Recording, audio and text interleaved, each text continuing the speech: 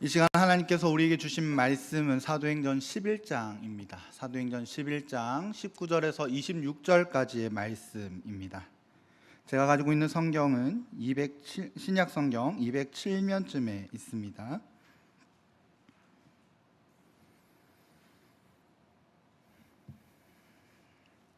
사도행전 11장 19절에서 26절까지 말씀 다 찾으셨으면 서로 교독하고 마지막 절은 같이 읽도록 하겠습니다.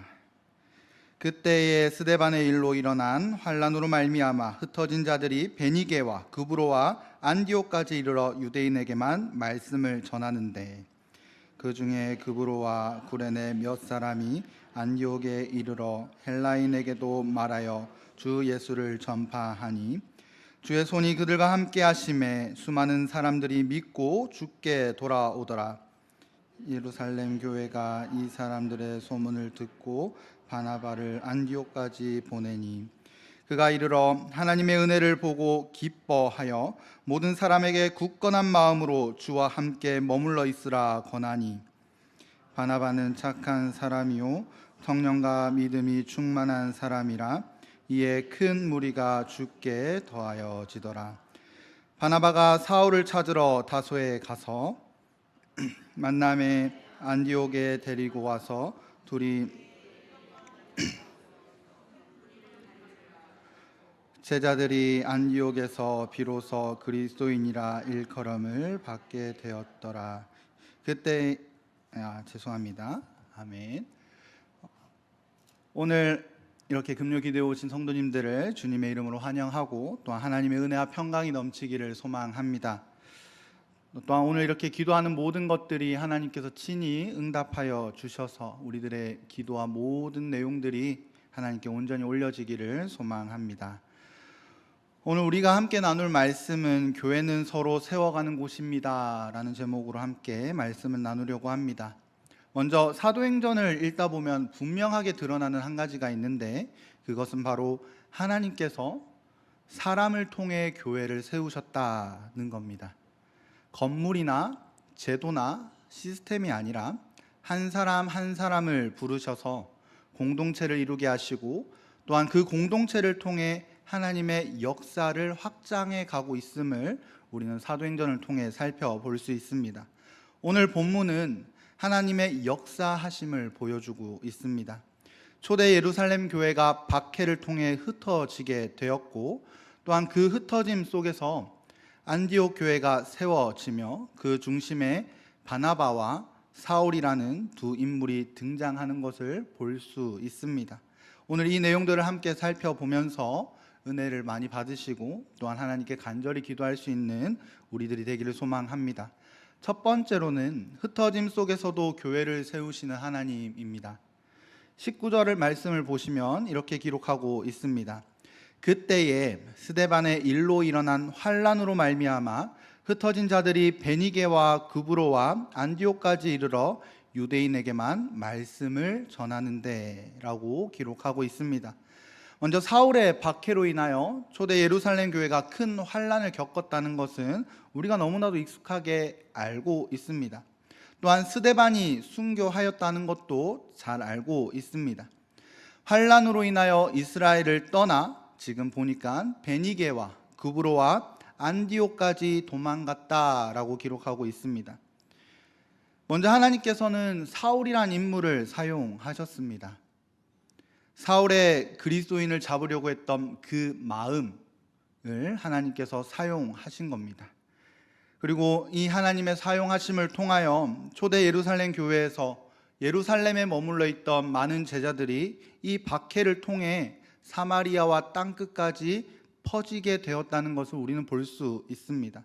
근데 어느 누가 박해를 사용하리라 생각했을지 어느 누구도 그렇게 생각 못했을 겁니다. 그래서 이 상황을 보면 사람의 눈으로 보면 실패처럼 보입니다. 실제로 믿는 자가 죽음에 이르기도 했고 많은 이들이 끌려가기도 했습니다. 그래서 무너져 보일지도 모릅니다.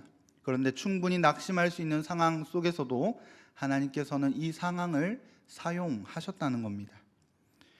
복음을 예루살렘에 머물게 하지 아니하시고 오늘 본문에 베니게와 구브로와 그리고 안디옥에까지 확장시켰다라는 것을 우리는 볼 수 있습니다. 그런데 자세히 보시면 이 제자들의 한계점이 있다는 것을 볼 수 있습니다. 무슨 내용이냐? 바로 이들이 여전히 유대인에게만 복음을 전했다는 겁니다. 당시 유대인들은 이방인들을 향하여 사람이라 생각하지 아니하고, 좀 나쁜 말이지만 지옥의 땔감이나 혹은 개돼지라고 생각을 했었습니다. 하나님에게 선택받은 이스라엘 백성들과 선택받지 못한 백성들, 이방인들은 우리는 끝까지 다르다라고 생각했다는 겁니다. 근데 이 생각이 초대교회에도 있었다는 거예요. 그래서 유대인만 예수님 믿을 수 있고 유대인만 구원받을 수 있다라고 생각을 했던 겁니다. 그래서 이 많은 제자들이 예수 그리스도가 성취하신 모든 것들은 끝까지 유대인에게만 있다라고 생각을 했었는데, 그 와중에 몇 사람이 은혜로운 일을 행한 것을 볼 수 있습니다. 바로 20절에 그 중에 구브로와 구레네 몇 사람이 안디옥에 이르러 헬라인에게도 말하여 주 예수를 전파하니라고 기록합니다. 이제 복음은 유대인이라고 하는 울타리를 넘어서서 이방인들에게까지 전해졌다라고 성경은 명확하게 기록하고 있습니다. 그래서 21절을 보니까 주의 손이 그들과 함께 하심에 수많은 사람들이 믿고 주께 돌아오더라 라고 기록합니다. 즉 교회는 사람이 세우는 것 같아 보이고 실제로 사람이 행하고 있지만 결국 주의 손이 함께 할 때 역사가 일어난다는 겁니다.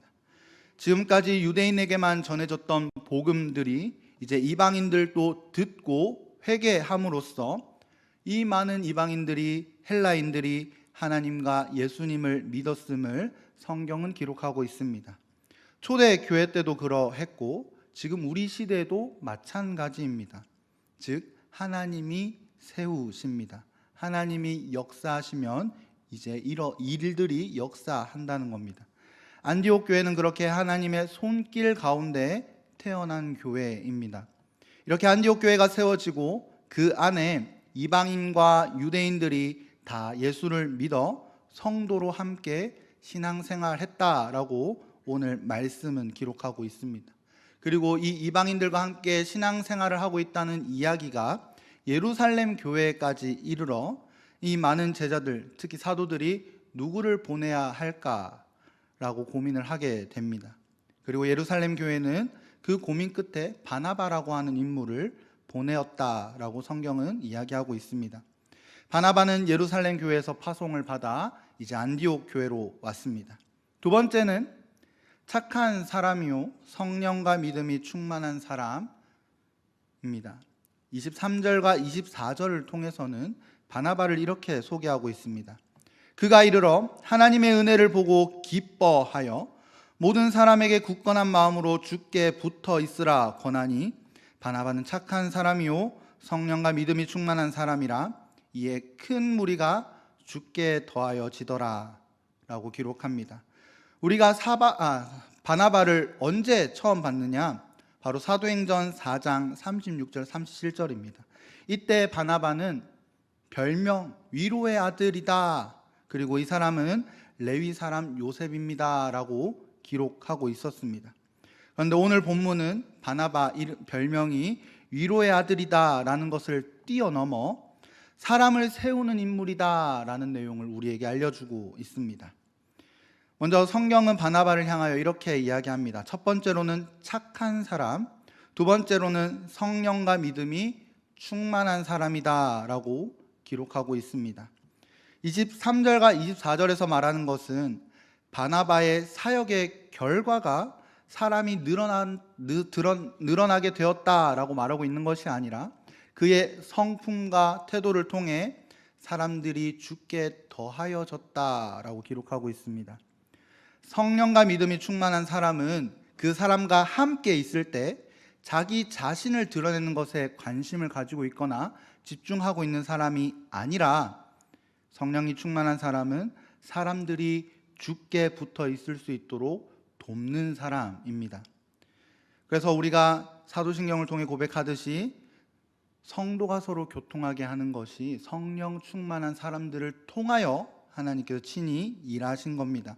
그래서 그는 하나님의 은혜를 보고 기뻐하고 있으며 더 나아가 모든 사람에게 굳건한 마음으로 주께 붙어 있으라 라고 말할 수 있었던 겁니다. 그리고 더 나아가 자신과 함께 사역할 만한 사람 한 사람을 찾았습니다. 바나바에게는 매우 중요한 결정이었습니다. 왜냐하면 자기가 파송을 받아 왔는데 나 혼자 감당하기 힘드니 한 사람과 함께 사역해야겠다라고 마음을 먹은 거지요. 25절입니다. 바나바가 사울을 찾으러 다소에 가서라고 기록합니다. 바나바가 혼자 이 안디옥 교회를 감당하는 것이 쉽지 않아서 뿐만 아니라 더 오히려 그는 사울과 함께 사역하면 더 풍성한 은혜가 있겠다라고 하는 믿음이 있었던 것 같습니다. 하나님께서 준비하신 사람이다라는 믿음을 가지고 있었습니다.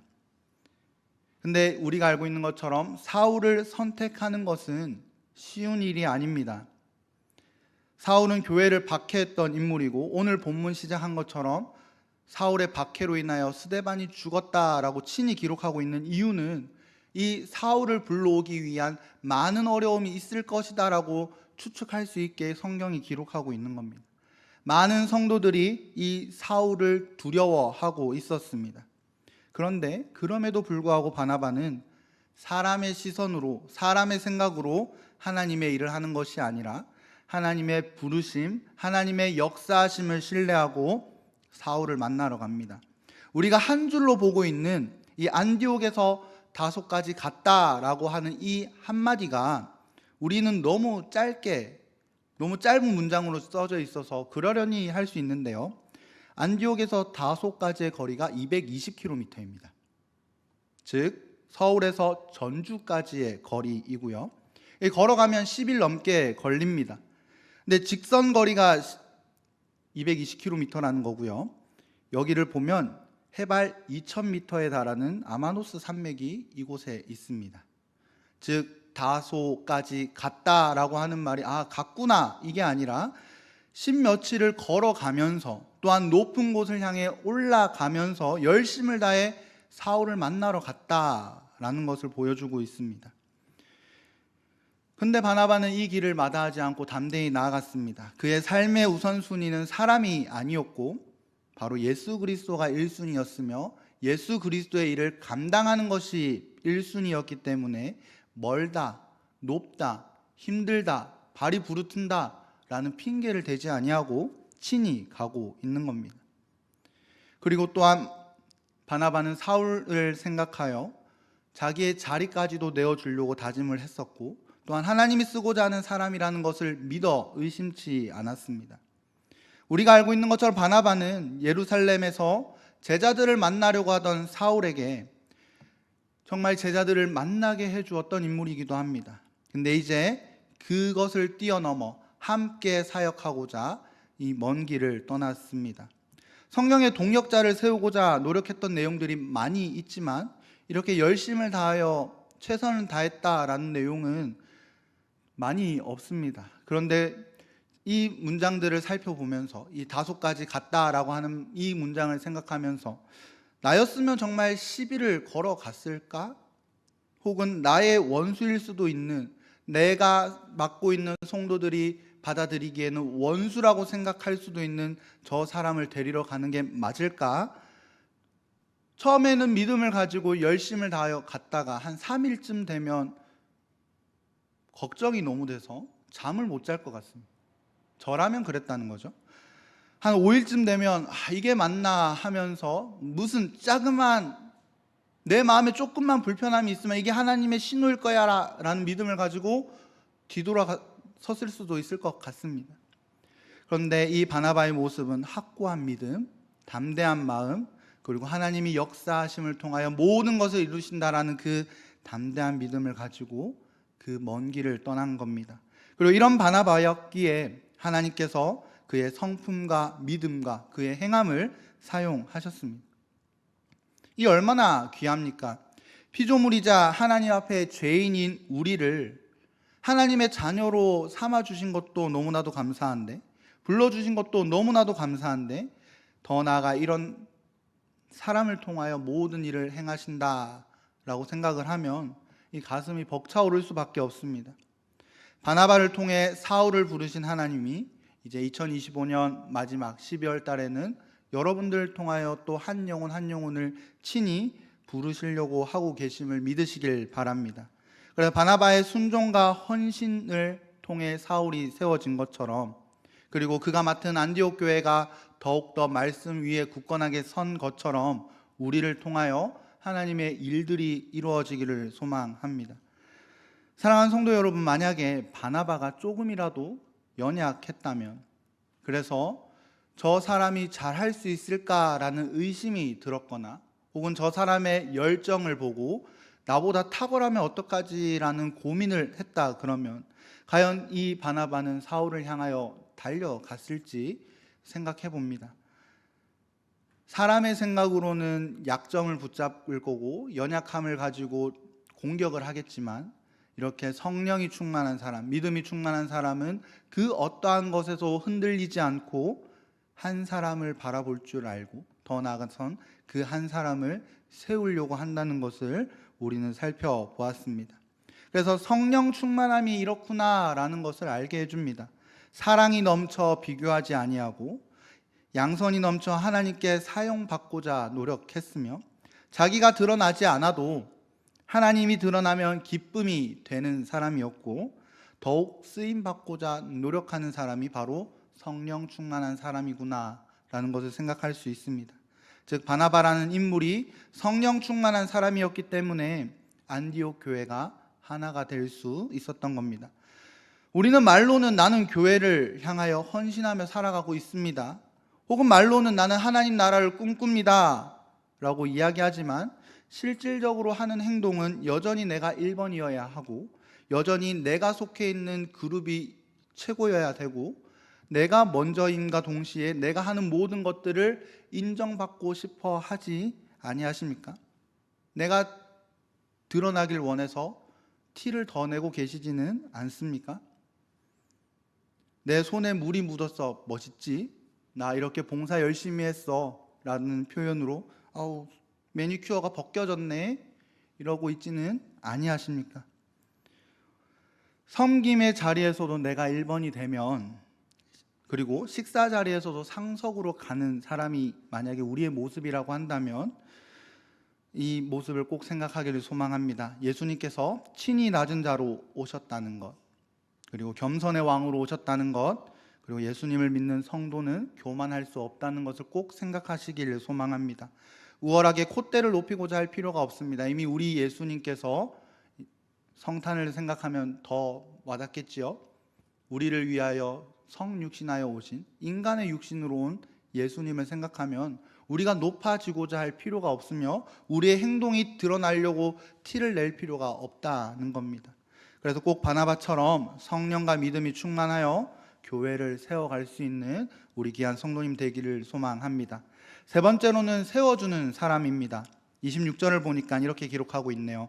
만남에 안디옥에 데리고 와서 둘이 교회에 1년간 모여 있어 큰 무리를 가르쳤고 제자들이 안디옥에서 비로소 그리스도인이라 일컬음을 받게 되었다라고 기록하고 있습니다.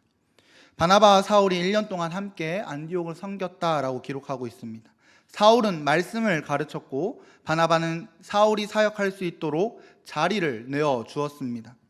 간절히 소망하기로는 우리 모두가 맡겨진 일들을 잘 감당하는 것을 넘어 함께 같이 사역할 수 있기를 소망합니다.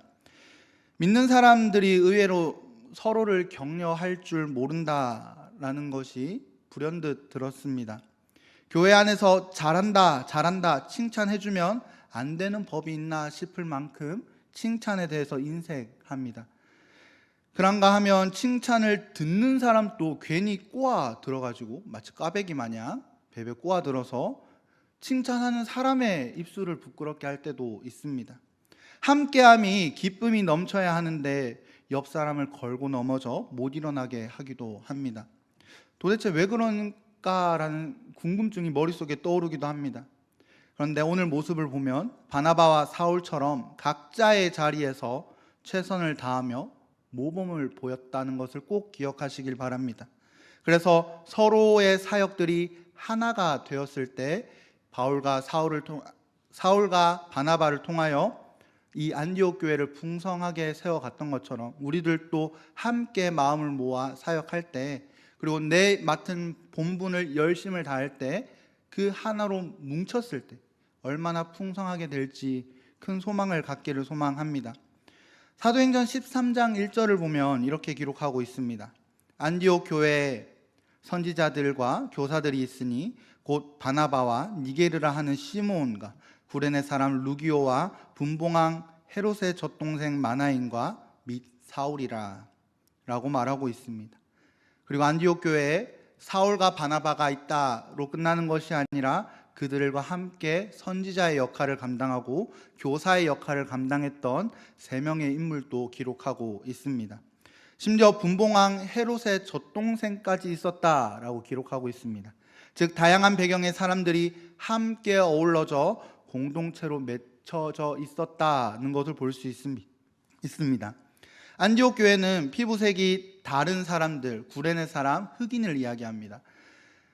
인종과 출신과 신분과 아무것도 상관없이 함께 예배 드리고 있다라는 것을 볼 수 있습니다. 그리고 이들을 통하여 선지자들과 교사들이 세워졌다 기록합니다. 그렇게 안디옥 교회는 바나바가 사울을 세움으로써 성장하고, 또한 사울이 말씀 사역을 함으로써 교사와 선지자가 생겨났고, 그렇게 안디옥 교회가 날로 말씀 위에 세워진 교회라는 것을 우리에게 보여주고 있습니다. 즉 함께 예배하며 함께 영광을 돌리며 이 1년 동안 풍성한 은혜를 누렸다라는 것을 우리에게 보여주고 있습니다. 우리는 이렇게 서로를 세워줄 줄 알아야 합니다. 함께 하는 것에 기쁨이 넘치기 위해서는 서로를 칭찬할 줄 알아야 합니다. 지쳤을 때 대신해 줄 수도 알아야 합니다. 으쌰으쌰 격려하는 것도 필요합니다. 그리고 우리끼리들만 뭉쳐있는 것이 아니라 새로운 사람과도 함께 어울리며 함께 나누며 함께 대화할 줄도 알아야 합니다. 주변 사람들의 칭찬에 부끄러워하거나 혹은 삐딱하게 받아들이지 않고 있는 그대로 받아들일 줄도 알아야 합니다. 칭찬한 사람의 입술을 부끄럽지 않게 할 줄도 알아야 합니다. 그래서 교사들에게 아이들 가르치는 거 힘들죠 하며 격려해 줄 줄도 알아야 되고, 성가대의 아름다운 목소리에 함께 감사하며 더 나아가선 여러분들의 목소리로 풍성함이 느껴집니다 라고 고백할 줄도 알아야 합니다. 하나님이 기뻐하시는 게 눈에 보입니다 라고 말할 줄도 알아야 합니다. 방송실에 자막 잘 넘겨줘서 감사합니다라는 말 할 줄도 알아야 되고, 식당 봉사자들에게 오늘 국수 면이 조금 탱탱해요, 끝내줘요 라고 말할 줄도 알아야 합니다. 안내위원이나 주차위원이나 많은 섬김의 자리에 있는 사람들을 알기도 해야 되고, 격려할 줄도 알아야 되고, 칭찬할 줄도 알아야 합니다. 간절히 소망하기로는 이런 격려나 칭찬이 우리 초노교회에 넘쳤으면 좋겠습니다. 모든 위원회나 부나 팀이나 모든 것 하나하나 거론하면 오늘 끝나지 않을 것 같아서 여기까지만 이야기를 하지만 항상 격려할 줄 아는 우리 귀한 성도님들 되기를 원합니다. 이미 여기 계신 분들은 잘하고 계십니다. 마치 오늘 설교가 너무 좋았어요 목사님 이러면서 가시는 것처럼 옆에 있는 분들을 향하여 격려하고 웃어주고, 제가 웃는 걸 좀 잘 못해서 죄송합니다. 그래도 함께 웃고 격려하고 힘내기를 소망합니다. 자, 이 이야기를 예를 들어보겠습니다. 한 아이가 길을 가는데 쓰레기를 주워요. 그럼 이쁩니까 안 이쁩니까? 이뻐요. 그래서 너 너무 이쁘네 라고 말을 합니다. 근데 옆에 엄마가 있어요. 그러면 이 엄마가 어떤 말을 할 것 같습니까? 얘는 내가 가르친 애예요 라고 말할 것 같습니까? 내가 잘 가르쳐서 얘가 이런 거예요 라고 말하지 않습니다. 마찬가지입니다.